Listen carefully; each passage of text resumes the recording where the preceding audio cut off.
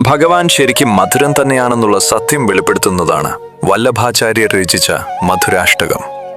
ആനന്ദഘനം തന്നെയായ ഭഗവാന്റെ യഥാർത്ഥ സ്വരൂപം ശരിക്കും എത്രത്തോളം മധുരതരമാണ് എന്ന് അതിൽ വർണ്ണിക്കുന്നു.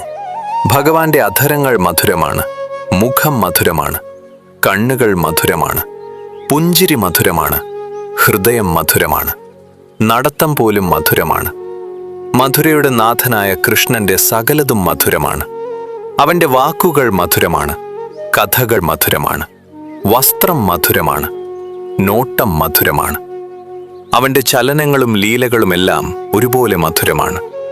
അവന്റെ ഓടക്കുഴൽ മധുരമാണ്, പാദധൂളി മധുരമാണ്, കൈകളും പാദങ്ങളും മധുരമാണ്. അവന്റെ നൃത്തവും അവനുമായുള്ള സൗഹൃദവും അത്യന്തം മധുരമാണ്.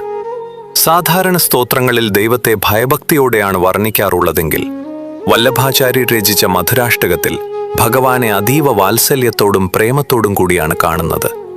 കേൾക്കുന്നത് പോലും പുണ്യം നൽകുന്ന ശ്രീകൃഷ്ണ ഭഗവാന്റെ കഥകൾ തുടർന്നും ലഭ്യമാകുവാൻ ഈ ചാനൽ സബ്സ്ക്രൈബ് ചെയ്യൂ. ഓം നമോ ഭഗവതേ വാസുദേവായ.